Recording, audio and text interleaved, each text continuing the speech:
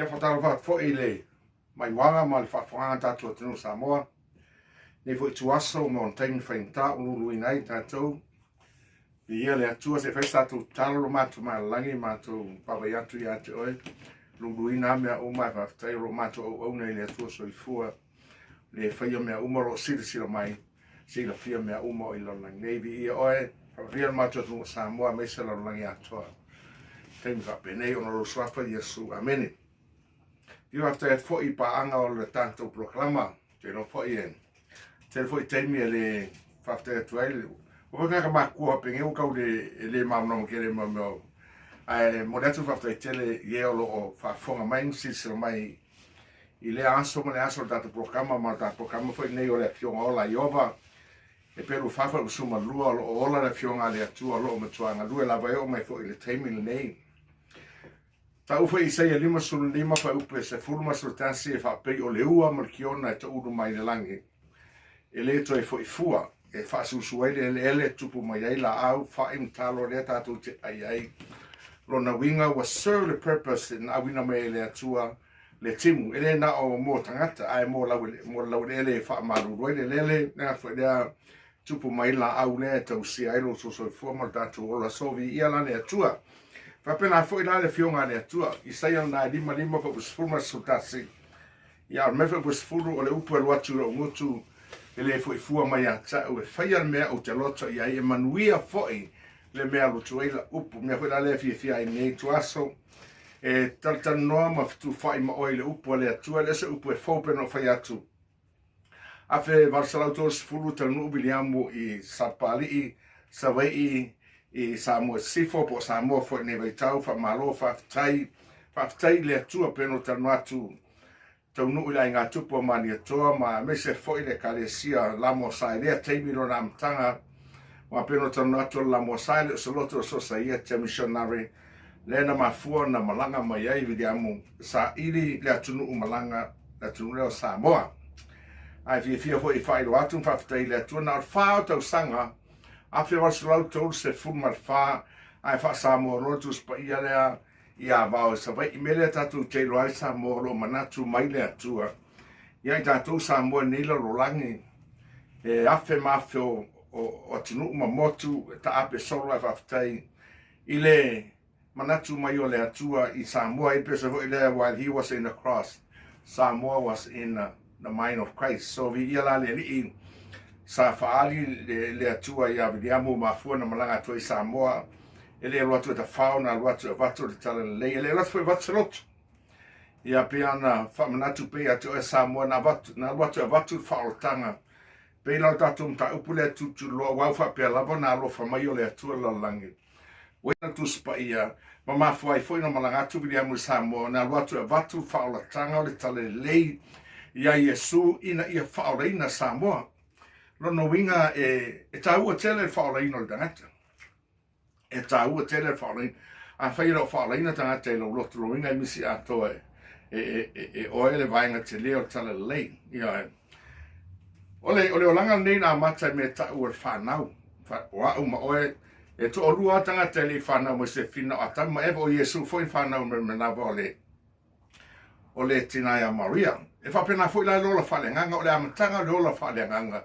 It's by being born again, or to whanau whanau, la lona winga la, a whaiele to whanau oe le ainga o le atua, e le alu en malo le atua. Man do whaina, ta no Yesu maniko te mo le anam ta upe tō. O le tusi masangi, an whatu e sa niko te mo, e lua mea a e le to whanau, e te le ilo mea o malo le atua, langa o mea o malo le atua, Fe mairu mo moto ni tom ta upe rufa sumarfa o mea le malo le atua e wha masino wha le nganga. Ona o le atua o le nganga, o lona malo wha le nganga, o le tusivo e leo tus wha le nganga. E ta tau na whanau le tangata ina ia vel tangata ma tangata wha le nganga o le proklama na le atua.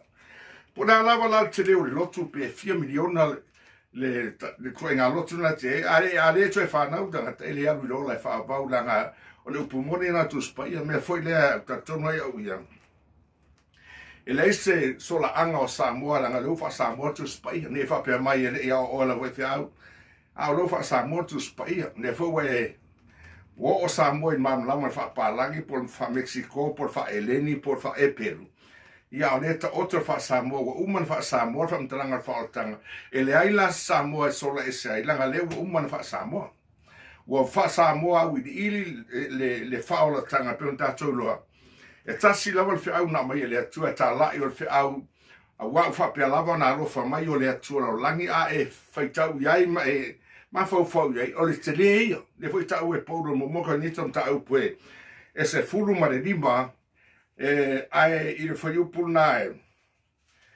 mua e o il fa le fa mai ia paulo na i tala inga o le tala lei e tolu mea in wa wai o le maliwa Yesu tanumia malona toi tu mai fa mai paulo o le tala lei na avatu e paulo i koronito ma tala lei foi na le o suia Samoa la o tunu e temu ma mau tele tatu wo po mau fo i le mau lunga o nga tatu Samoa le semedanga I miss it tatu the very basic the ultimate basic o le mena mai fa la tanga i o Samoa i o le fa va pero fa ya tu o le problem we need tatu o tele au talai a o tele fo i a o talai a tasia fi au tala lei a wa fa pe lava na lo fa mai o le tu lo langi wo ia o mai elo na tali e to tasia e fei taula ia o le tala e tele a wa e tele langa a wina mai ele tu lo na lo e maliu ka le varia maliu to i tu o fio atu langi o le atu e fio mai o le tele nga benga fa tanga lo na winga la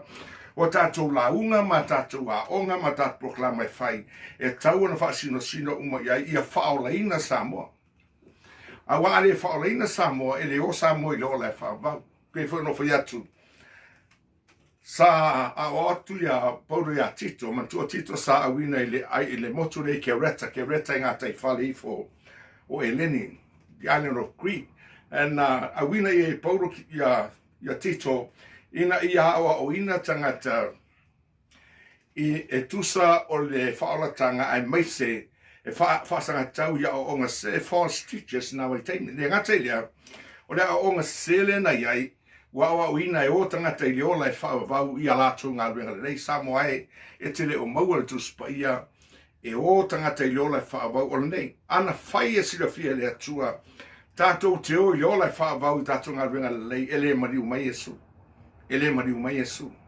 sanu alama tatou ngā ruenga le tatou te o ai ola e whakawhau e mwhai fo na uwha pe atu so se ngā ruenga e ofe ngā ruenga tu la fono lua ka tia mta upu e lua sifuru wha upu e lua sifuru ma lusu matas lua ka tia mta upu e lua wha upu lua sifuru ma lusu matas wha mai paulo ina ia kaletia uwha sa tau reina whatasi ma umakiriso le au te leto o la o Kristo o le tunu ya ta o le ola te ola ni le tino o te ola I lava I le fatu atua I lo wali I le alo le atua o le na lofa mai ya ta o ya tu ina tu o ia fai mo sui fa mele ro e lu suma tasi o le kantia na lu fa lu suma resultas awa o te le fa le nga ina le lofa tu no le atua awa ana o mai la mi tonu le atua I le tu la fono pa o mari u fo ke viso Samoa a tonu e fou le mela o whaalong, ai le fou le le tu spaia. O le whaola ina o le tangata, o le ngā ruenga le atua. O au ngā ruenga lei, mana tua e tusi nā o wharinga e sulfafa o sumatolu. Te lava tangata e whaalong o longo, e mese e teimi o maliu, peo I le wharinga nā e se fulu, so whai tawina e maasani lava o nā whapea mai. Na o whaalong fo I le leo mai le langi u whapea mai ia tau ia e tusi a mui e otio I le alii ua a mata mai nei o na po o le alava u whetalai mai ai le alii wa lātou maro loi a lātou ngā ruenga ti ngā o lātou ngā ruenga fo I muri a te I lātou e muri ngā ruenga le mua ia le leila whautanga whai upurea ranga whaupurea wa telea ina I o I tangata ai whalo mai amui e oti o I le li e le whapea mai amui e oti o whaifi au e le whapea mai amui e oti o awao po toia ina e le whapea amui e oti o mawala decrease it's good to have decrease in the Bible but let me tell you peno for yatu Na feta lai fo Yesu ile Ioane Evangelia lima fo upe tolu iwa mal fast furu. Fa me Ioane tau te su e tusi. Tau te manatu te maua ile ola e wha mau o Yesu lea. Au nā tusi e mo le mau yata. A wau tau leo mai yata. Fa me Yesu, you seek the scripture, thinking that you have everlasting life. But this scripture witness e mori mau yata a wau tau leo mai yata. Tele tangata poto tu spaia. La unga lefa ya onga mau lunga onga. Ai musu o mai lalo e salamo a wa o le mta upo le whaaratanga e mua salamo peno whai atu. Ile ngā wen ile Mateo mua tal inga o le ngā fo Yesu Mateo nrua malanga lau mako Yesu e Yesu tolu walanga Ioane le papatiso i nā salamo ia o tau chapter 4 Matthew walanga fo Yesu i nā salamo ia o tau rono winga o le salamo e o hatasi ma le mta upu lea o le toe whanau pe fo ino whai atu.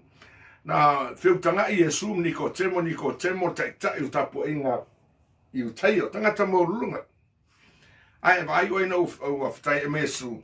Me whaftai e le aloa o tātou iswhai au tātou e whaita. Pia kau whaaloalo iskemi. Pia kau ahava i tangata. O le alofa mongi e menga. O mawaina o le alofa moni a Samoa o tau a Samoa mea moni. E whaitau tuspa i a whaftai la Yesu. E le aloa Yesu. Ia Nikodemo e te loa nale se senga o le whiutanga inga Yesu. Ma le fine Samaria.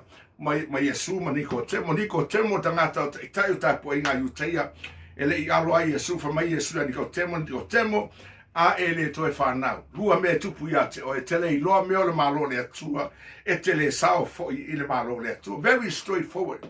And I am so thankful for Jesus Christ our Lord, our Savior, our Lord. He didn't go around. It just right straight. You know, if I've been I feel we are in the end time. O tātou iei taimi whainga tāpeu, o tātou iei whainga whamai. O le taimi e ta tau ai a tātou nei, iei le avanua tala i ngai tala lei, o na tāu ne mea moni. Tāu sangat Samoa, ia au ia a ita Samoa i kia wa woki whafkeide kua. I'm telling you the truth, you know. Tātou te leo le langi i na tātou ngā ruenga lei. E mā ngai le leo ngā runga, pa umunga e whaolei ngā whaai ngā mo'o e. Praise the Lord. Ese ngā ruenga ina i e whatua tua. Ese ngā ruenga e whai pa uma e whatua tua. O tusi na leo whaadinga i le whaadinga su whafa o suma tonu. Nau whaalonga fwoi mai le langi, i le leo mai le langi whapea mai a tau i e tusi. O le whaamu ianga le whaamu ia i tangata o i le li, amu ia e oti o i le li. Tō tele tangata e oti o lai lotu a le o i le li. Le ale winga lupu leo i le li sauni. Luan, ko nitam ta upe lima whai upa sumarfito le nei a whai o ia ke riso se tasi o tangata fo wia o mawai mea tuai ua wha fo wina mea that is in the Lord. It seems like Thomas e pei o seipu vai o te tango tu iei se vai ton e le ngata na iei le vai ton le vai awa iei fo i le vai ton o le wha pena le maftanga a le tangata wa i le li wa iei o iei ton o le li wa iei fo i le li ton. That is the ultimate desire of God, so that Jesus Christ can be in us and we can be in Him. Mena tau o tangata o whaolenga, to tele tangata Samoa ale o yola whawau. I say, I will fast seina, ele to tele wale ta ua le mesa. No whalonga yaso lefa pe manisga. E pa ua me whairo o lofre ve au. Whairo kaulanga e pure o palalo me a ingu fo ingu ka mai kwere lom, pula me ka o de ingu ka mai. Talanga o whalonga, vai o to pelongia tātou e telo tangata. Ai whanua noe pelongia to tele o tangata whailotu.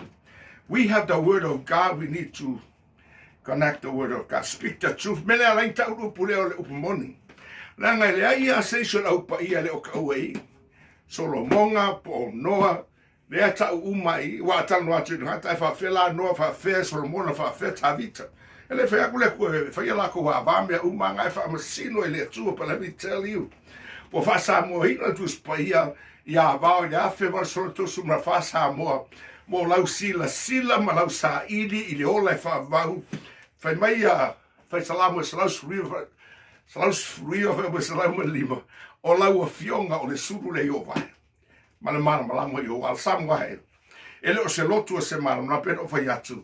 O le whai upu na whaaninga su whafa o sumatoru. Wa whai ma whai upu pe e ko e i haka ma fia. E muri atu na lona winga o le muri o ngā ruenga. A whaia la tu rea uruma o lea tu au te anga sala o te rea. Lona winga. O ke alu in mahalia. E o aku umama ungaruenga ia. Ai a whai o te alu lola e whaavau. E o aku umno. O le meanga e tau. Wa ungaruenga e muri atu ia tau. E le mua ungaruenga. E muri a ungaruenga. Po a ungaruenga. Ungaruenga e silu na le sa mua whaola ina oe. Te no ele mana ole atu ne tatou mea. God is not in a need. He does not need anything. Fa mai fa salamo nga ka ke salamo to. O salamo lusu to o yo va lo le mamo o ye le se me o te tiva. I mean, he has all. Hallelujah. E ye me u mai le mativa le atu le fa pe ka ke fa ye me le ku ka ke o lo fa. Heaven has been bought already by God, paid a price. O le mea rofa ia te oi paulo me sa mo le talia o Yesu whaotanga. Me na laina pisa tele lo penkoso. Talia Yesu, accept Jesus Christ. O le ngā ruenga le ngā pa ia le toe whanau fowina o le tangata pen o whaiatu. O le asora e whanau wai, o le asora na amatai o na e ola. E whanau mai le manawalo tinatu loua, o le asa fo ina wai iai le langi la amata na e ola. Whapena foi le malo le atu, e amata I lo whanau. E le whape amata no e amata I lo whanau. Wai ani ko te mo matua ato e whanau. E te iloa le se senga o tangata malamalama I meo le atua ma mea. Sira tu ia sani ko tema me ni ko tema fa pe fe no to fa na o to e fa fe na o fi o mo e ai la tangata e ma o lunga to fina lotu ai fa le tino e le mama la mai be fa le nga to a fia sa mo wa lona lotu ai le mama la mai be fa le sa mo tatou te le o le fa va ni tatou nga renga le tu mu le langi ma wi o le tua o la langi foi nei fa mai fa salamo o la langi ma me o iai o ai o vai a mai o no foi o e tatou we all belong to God. So e leila se me fa pe tatou te aven tatou nga renga le ina ia ro yo la fa va de ai. The very ultimate plan of God is for us to come to Jesus Christ, accept Jesus Christ. A fai te le to e fa na fuina ma ve o tangata o le malo le atua le mata upu me proclama le atua sa moa te le ro yo la fa va. One thing I found in the Bible, God has no respect of a person. You know, that's good. I honor that. I love that. But you know, the God we serve, God said, I honor those who honor me. You know, if I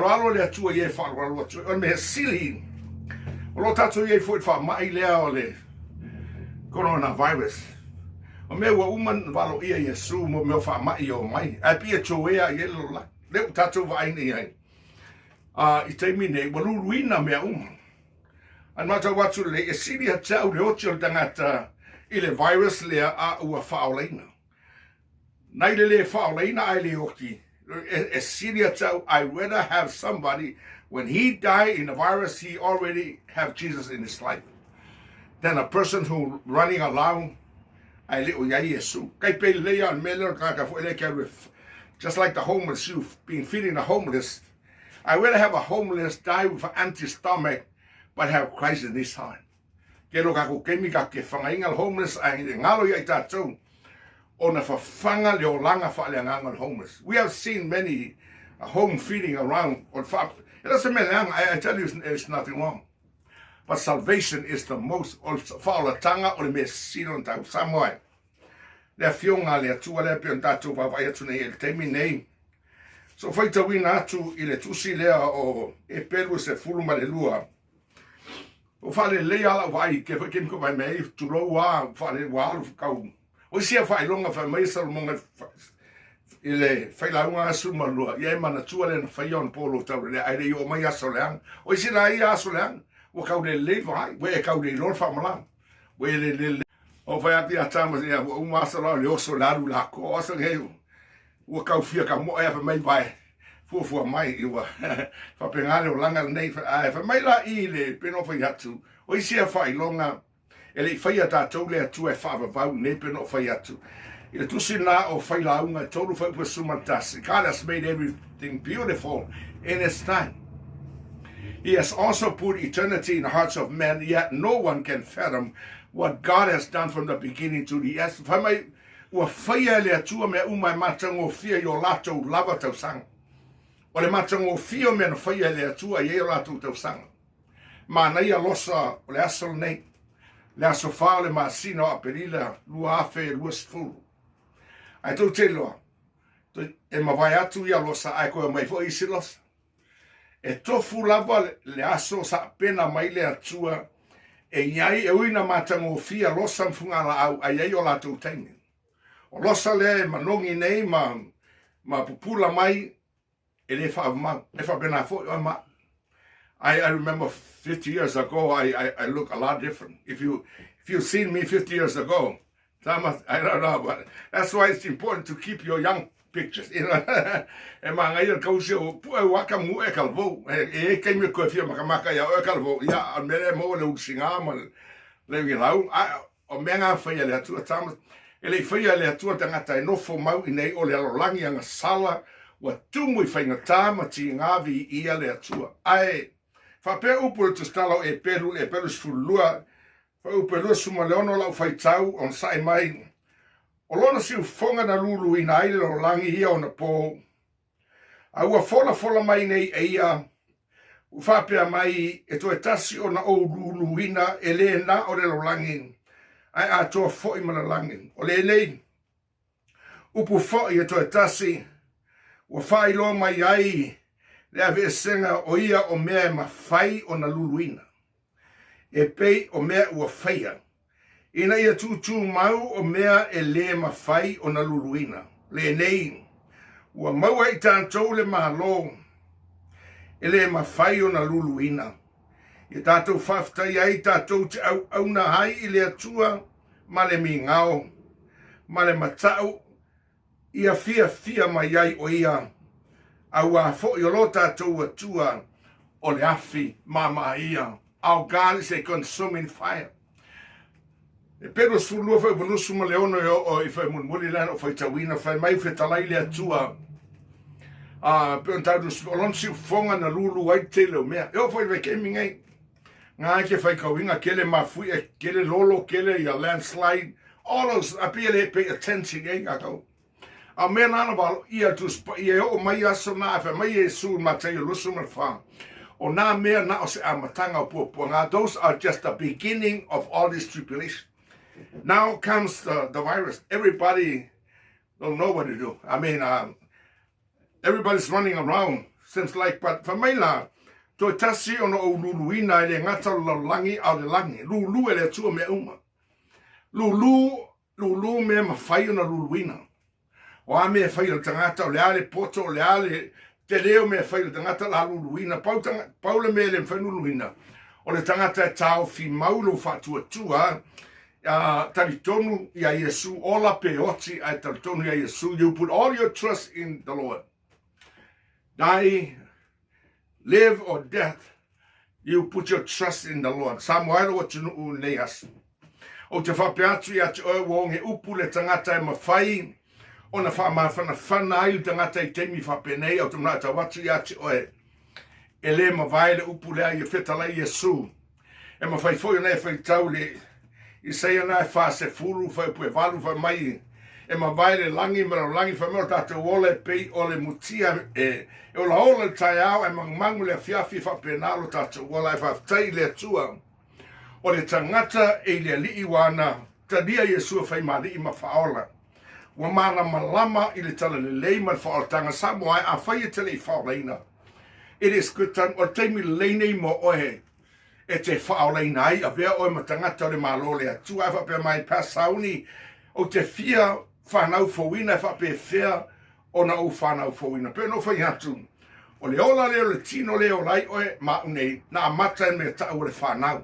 To lua tangata le whanau mai manawa stina, na a tamu maeva. E o aia Yesu, na whanau mai manawa Maria Turou. E whapea na foi le ola whaaleanganga. E amata e mta upu o le toi whanau. Lona winga o le toi whanau, whai mai Yesu le, gane nā e tolu, whai mai.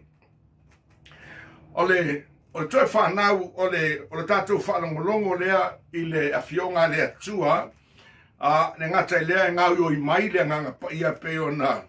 Whai mai Yesu a le toi whanau le tangata I le vai ma lea nganga. O le vai, Leisi le mea whaasino eltus pa ia istemi o le vai a wa o le vai e wha mai nai tātou. O le vai foi peno whai atu. Ai whai tau whai le feso nai lima whai pui lusu ma leono ma lusu ma fitu. Mai wa whapa i eina ma ua wha mai nai tātou le wha tae le ina. I le vai ato ma le upu ai atu ina atu ai. O ia ia teia o le kalesia e le ai se manu minumi. Le ai se ila po se tasimea wha pena. Awa e pa ia ma le pōna le kalesia lana tangata ua wha mamaina.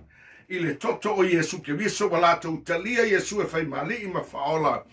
They have been redeemed and justified. And our justification has been complete on the cross of Jesus Christ. Except our sanctification, tato wola whaamaina, is a continuing process of our life. Tato te ola whaamaina pea whaapaeina mo le li'i. Ia so uma ua o tatou. O ipu mama ua whaia e le atua I lona whaatusa. O le whaolatanga la peo ta ua Yesu whaitau le evangeli a Ioane mta upe toru. Whamai Yesu ai se le whanau I le vai malenganga. Peo ta noia Nicotemo. O le vai lona winga te whaalongo I le upu angau yoi mailenganga pa I o le atua.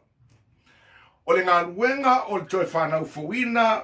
Ma le whaafowina o le tangata. Po le ngā luenga fo le whaotanga o le ngā luenga le anganga pa ia. Pau mea whaifi au mtanga te tālai o le tālai le whionga le atua. Au o le tālai ia lo poto, au o le tālai ia isi mea lea o ngā tālai le tala le leia Yesu. Au iei leo māmoe lunga le wāwha fuasei na lātou wa aia o malamalama mai le langi. Maua le lukam ta upalua whai mai wa. Wa lātou whaalongo whai mai leo angelu au tau te mātau mai. Wau te au maia ia te au tau tala lei ori ainu Wau le asa nei wa whana waile ai o tāwita. Lo o tau whaaola o le ali o kewiso. O le tala lei e o angsala wai whaamanga lo ina ia o angsala. Samoa. O le whaotanga o ngā ruenga le atua ina ia whaamanga lo ina o angsala. Whaamaina o angsala. Tau ave Yesu o angsala I lunga o Kalevaria.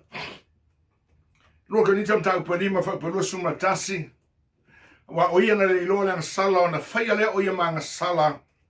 O le suyo I tātou ne ia vei tātou ma mia tonu le atua. Samoai, e le isi tātou wa mia tonu. A ua maliu Yesu, wa vei Yesu ma tātou wa mia tonu. I le sei e ono sumar whawha upo e ono mai o tātou wa mia tonu umalawa, mai o pei o le ia le mai. O mia tonu na tātou. Tō tele au whawhia mia tonu. A mea mana o mia le atua o le tangata e a mia tonu. O le tangata wha maua lalolo na loto. Mau fwoi lere Isai e ono suma le ono wha mumuma lua e whaitau iai. Wha mai le atua le ono sulo wha peon whetalai mai o le li o Iova. O le langi o lo uno foa lea o le langi o mea tu wai o vai. O ai sena te mawhaia. O na whaia se fale e ofia ia. La meu whaia le atua le fsini. Wa fo whaia tangatan mea na pire kam whai wha ofo le atua. Come whaia. Sometimes we do things like that. We try to impress God of the works of our hands. Ka kom fai fofo sa ke le fao foi le kuam fao foi nga. Ai to tero fa mai le atu ai fai tau le sena ono suron mo mo li fa ngalo. Fa mai le atu o mea ia o mea nga fai ha. I give you the strength, I give you the knowledge to do all this accomplishment is mine. I remember upelua for this man I look out le nei le tangata o te va ai e fo puna lua I sai ono fu maleono. O le ua mamoma ua ti ngalo na loto I le afionga le atua lo wingo tangata ua salamo. O ti ngalo loto salamo lo no wingo tato uma fio yola e whamau tato salamo. Luka sultolu fa upe tolu. E Maria Luka e tolu fa usuma fa upe tolu. Fa meia su ele aiut fa atu ia te utou. A fai tau te le salamo e le sao lava utou yola e whamau samoai. E leo sa upu I'm here to relate to the word of God. Família tu ya Jeremia o te tu inatu upu lo ngutu aua nei e tau tala sa upu ya e tau tala upu o fa ya tua ya tua. E fa penane vai taimi samoai au luluina tātou nei fa mai. Tasi lava lo tātou malo longa suru fa inga tātou te suru fa ile atua. Tātou te fia fa alongo pesale upu le atua wa le mautali le tangata wa le mau upu fa. O le maupu fo tangata o whaiwhia wai whaafitai le atua. O la na upu pe o la e peru e whawha o suma lua o ola le fionga le atua. O loo matuanga lua lava e o te tono na ngā tino ma ano. E o foi le mawhauwhau. I le whiliwhilinga tangata e o iei le malosi o le upu le atua. Because this word is a word of life. O le upu le ola. O le upu e whaasa o loto ai o le upu e wha marolo ai o upu e sa o loto ai lo mawhauwhau. Jesus said, Yohane valu whautosu malua hira know the truth and the truth will set you free. If you know Jesus and you know what to do, what the Bible says, you'll be set free. Amen. Ao e malamalama el finangalo le atua. Faitau salamu e valu e iwa sumatasi na e mai e pau se afe o tafa. Ai le afaina o. O te reo whaiatu lai talu e lava e fiau na vale. No. Tau sia pe tu la fono e loa. O lo so I fua le atua le sila mai a choe o te le whangaloina tala a karo ana whaile angelu au to te mana tua le tala e kenese na suma leono te mawai nawa bue sfuru I whangai lalo a sola a karo ina ua tuli sa rai lona matai na sola a karo il vao man manatu e leisi si na te loa ai te iwa Peu tanga I male angelu fa mai a karo fe te au iai o fe na e sawai o fe te au iai na leva na ilo angelu fa mai le angelu tan ranga e fe te au iai fa mai to e fo ya sa right go back and submit to your master man so fa kuanga alele hallelujah ina autala no pe a karo male angelu fa mai ya kara ile angelu Fapeatu le atua wa olo nei o oio le atua lo sila. Now I know that you are the God that sees. Lisi le suafo le atua le tatu te one ai. O le atua e sila. Na te watu sa mo lo sila mai le atua. I le taimi o le wha mai. Lo sila mai a Samoa. O lo sila mai tatu me fai le aso ma le aso. Moso taimi fai tau tu se profeta o hakai tau mua mane lua. Tu se fa'afan fai mai hakai na. Consider your ways. Ua pai e nu o Israelu ma o mai nau mai fau malu a mai fau la tau fale. Fai mai le yo le aso Yehova e fai mai le profeta o hakai. Yauto ma fau yauto wala. Samoa, taitu tasi tatou ma fau yauto wala. A whai tonu wala sila whanga le atua. Leise si a mi tonu pat a whai tonu wala sila whanga le atua. Pero whai atu. Wa vele a mi tonu le atua ya sukurisa ta wa mi tonu ina ai tātou. Tātou iai le whaamai e leo se mea tātou te. Toi ma whai na alo e sei ma tau tia le mea wa tupune. A whai tau salamo na iwa tasi e te iloa i nā mai o le poe whele le ai a ma mea mai leanga whaaleanga I oe e wha mai. E pa usa to afe o tafa. Toi aina o mai ate o e ale a whaina I oe. Samoa tau fi maulo pale. O te fia ya Samoa wana whaavae. Na whaavae le tuspa ia mai o tātou tua a o e ua sanga mai a pouri. Whaftai Samoa le utou talia o le tala leina manatu mai le atua. Na wina mai e vili amu. Ina ua a wina mai vili amu.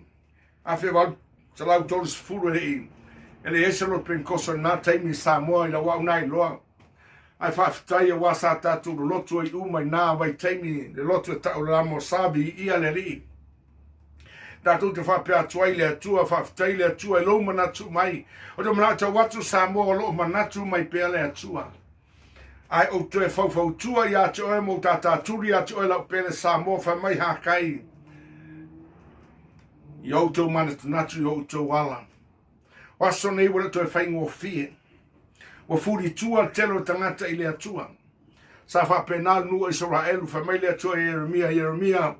Ole na nuu ua wa ai. Wha pena fo Isaia. E wa ai le loa e wha alongo ai le langona. Wha mai le atua eskeru la au wina atu oe le nuu e maa o la tu muauru. O la au whaia lo muauru e malo e pei o le samila mo mata e maa ai e sa. O le nuu e a o le malo e a tui le atua ti ngava ai va venga o le atua. Ai na matua anga le anga ma furi tua whai le angsala. mai le kua skelu o te whaia o mata, e mama ai o mata, malo mauru e siri le malo, nei loa le Samila, Samoa, wa tātou iai teimi o te loa wa luluina fo iso tātou tino.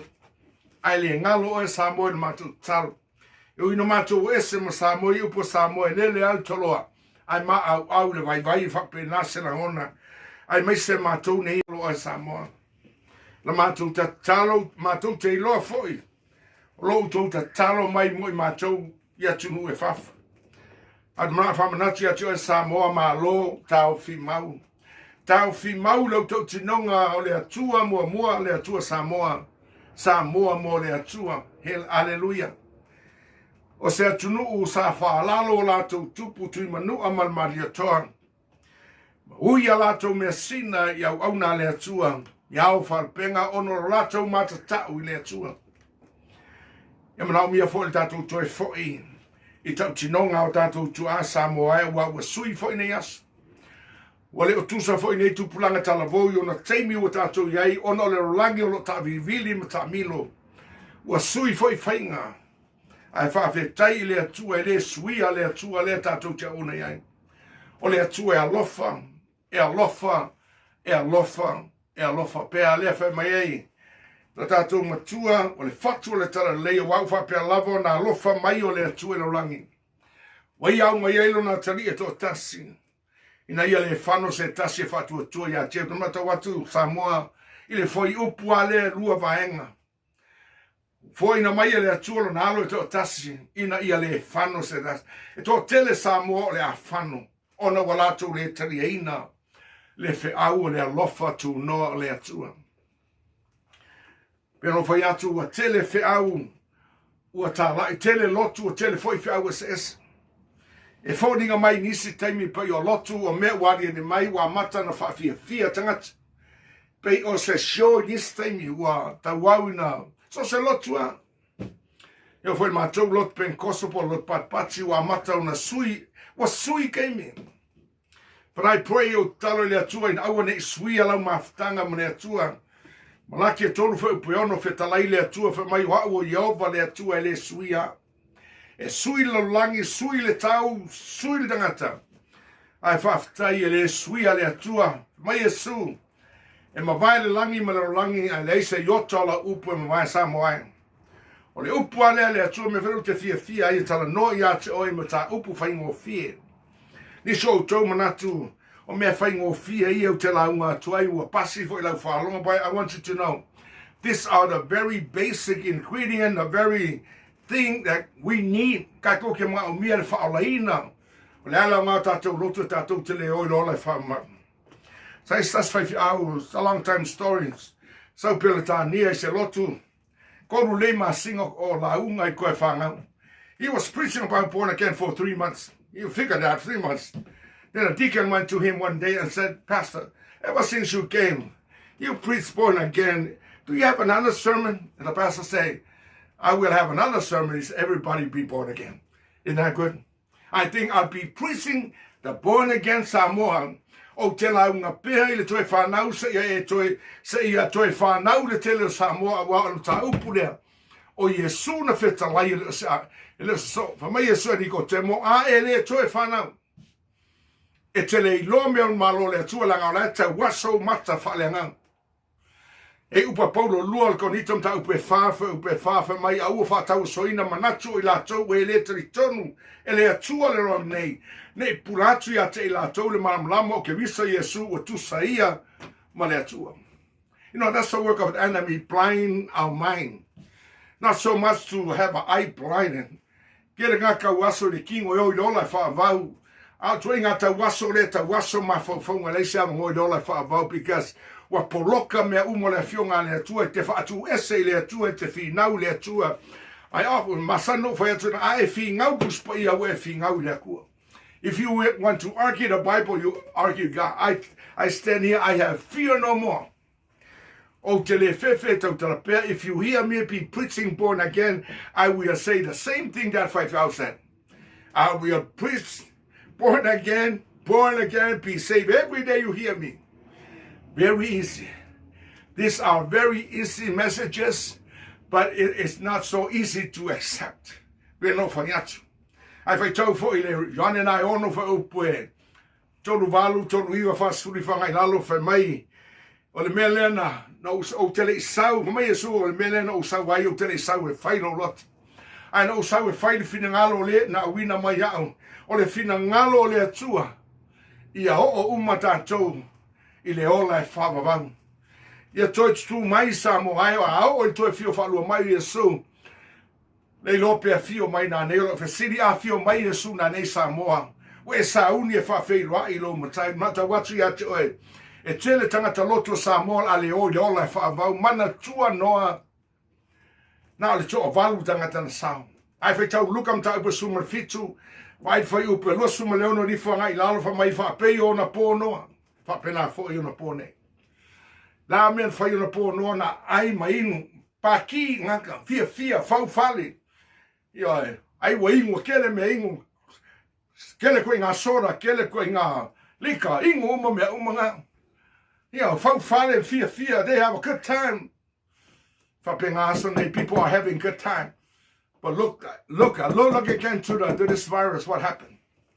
Just a drop of what God is going to bring later on. But I call on you, o te wala watu o te pele Samoa, wo o ilo teiming. Awa te tu o tele lau e kalesia, ai kango o e whaikauku spaiam. Nanga o kere fo e kalesia wa lato tala inga lato lava o. There are two teaching. Denominational teaching and the teaching of the Word of God. The question is, what teaching are you now taking on? This is the Word of God. O te whautua ia te oe. Whae te fo i oe ia o ngā lau tantanunga. Pe fo no whaiatu. Tele ia tala inga selo tala ia nei fo i tangata pe fo tala inga na. Ai whai tau lali tito nam ta upe tolu. Vai fo upe tolu fo upe lima. Ai vai fo le feso i lua fo upe valu o fo upe sefuru. Whai mai a paulo le kusi a feso. Awa le alofa tu no u whao le nai o tau. Ele mai ate o tau fo i lea ale mea fo ai fua le atua. Ina ne mita set ele ona o ngā wenga. Ne mita se tas. Whau pe se furu. O le feso le lua a wala na lava ngā ruenga i tātou na ia whaia i tātou ia ke misa Yesu. Ina ia tātou whaia ngā ruenga le lei. Saunia e ia na mua ina ia tātou sāwale. Meaning, we are his workmanship. The life change of people is not about your doing good. Life changing is the work of the Holy Spirit. You are and I am a masterpiece of God created in the image of Jesus Christ.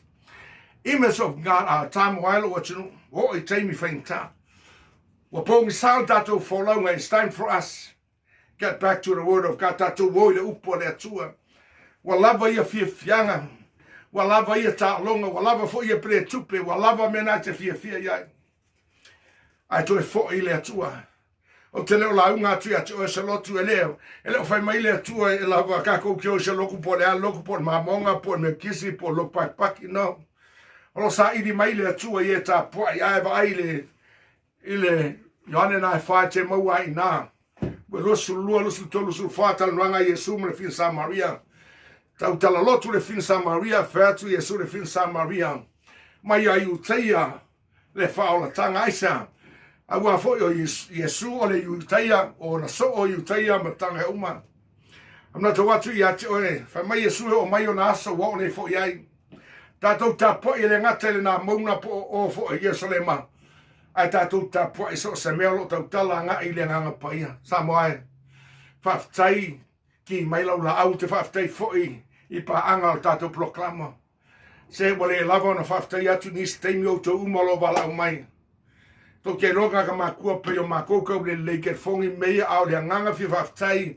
Tu lo pea lau tō whaftai. A iai se nganga e au ngā haine proklama. Tasi se nganga au whaftai le atua. Whaftai ma o matamas pa whai iei se si au ngā iene proklama sa moai lau pele. O te tāturi atu o e lau pele wa latal to e fio mai Yesu. Kako oi le langi e leini lotu o iai. Pero whai atu. Tātou te leo i langi i ni lotu, a ua tele fo i lotu a whaaseina tō tele tanga. I tell you the truth. Some of denomination are misleading people to hell. Hallelujah. Nata watu ya lau tu si lea Samoa lau tu spaia. Na o mai ai tātou no wa onga mai atusi nei o rei titi ta umanua. I le whaiwhi awe mo ia i waru ma tinai a ti pesa na o mai alo o langa le lava o te alu pea. Ai sa whawhetai le atua i o tātou tua o e o sanga mai a pōri. Na la tō lo le hia lea o tō whai tia sā. A o mai le tātou tupulanga. Au te wala watu o tupulanga nei le anga i se le lei wa luluina mea uma, luluina lau tangata lotu. Tele tangata lotu la le o yola wha mau, matai o fitu wha upo e losu matas wha mei Yesu. Le sa watu li langi la to uma e whai mai a tau le li ia le li ia. Le li ia le li na o e whai ala fina ngalo. O lau ta maa o nia langi. La fina ngalo le atua le ilku spa ia fina ngalo le atua. E foi steimi wa alu telo tatou teimi me fai i le vai ngā tangata ni steimi ai wa vai whainga lotu. E pei o wha fia fianga mo ia i tupulanga nei. E le wha pena tupulanga i asola po le ale tui ngā lotu wa ese nei aso. Pei o wha ofo tangata. Ai tau telo e se foi nei aso le ma nei o ofu tangata whai lotu. Ai wā tui ofu tangata whai lotu. Pei e koi pa ue makpongia le ma ngai. Ai koke loe kala ese ofu ngā. I do my it does not make a difference. Whether you wear a robe or you wear whatever, a golden robe, whatever it is. But Jesus died for you as a person. And I invite you to accept Jesus Christ today. Today is your day. Pa mai pang tai lunga sa tau Yesu ai toi fio mai lo tau tala lo toi fio mai. Fa lua me Yesu nei. Hallelujah. Ole atua lo tātou au na iai. The God we serve is the God of now. It's the now God.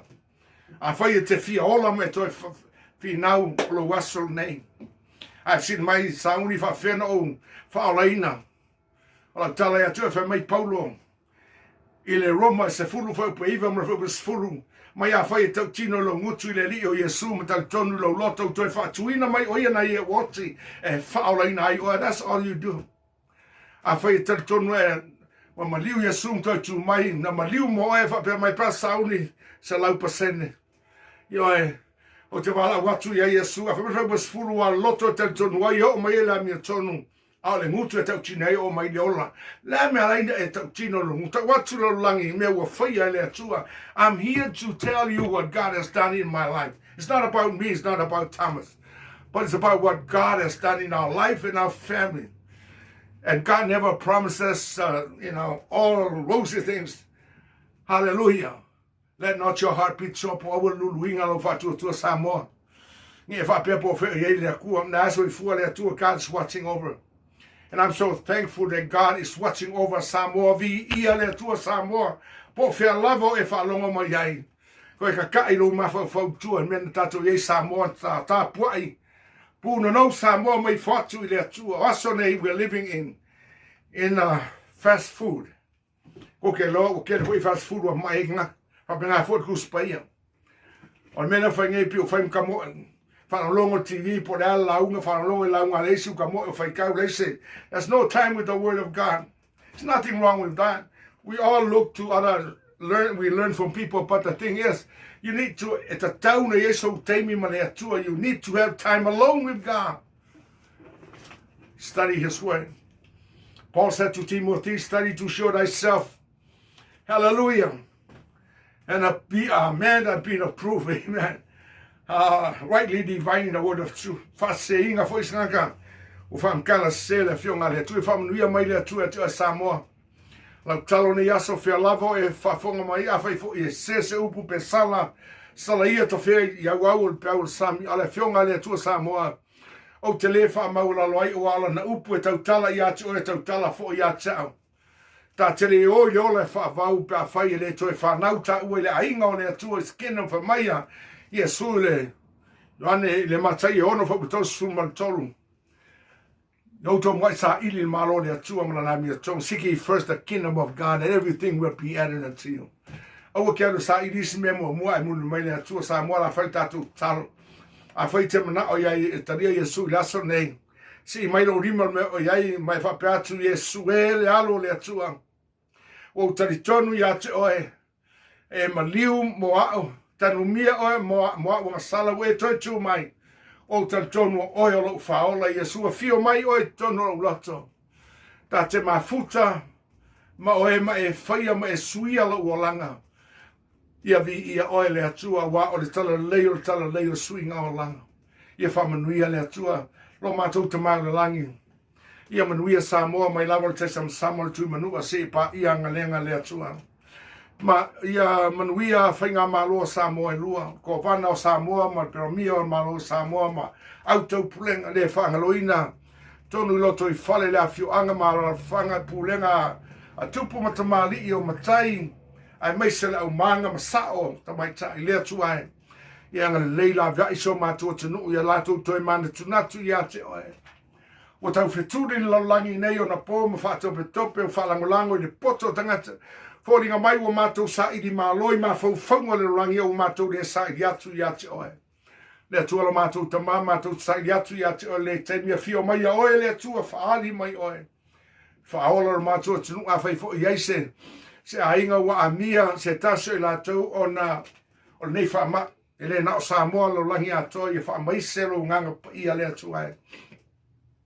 Aile ngata I lea ese o le iloa pe le o whaalaina po o tau pule lo nola le atua e nganga pa ia ngalu atua e whaamanuia Samoa. La mātua tunu ta apem sa lau tu e whalo langi o Samoa o I vātau a mano. Samoa no wha o onga Samoa lo ta whao I whea ma whea ma whea. Samoa lo no wha o mau I no o mātunu o mātou te le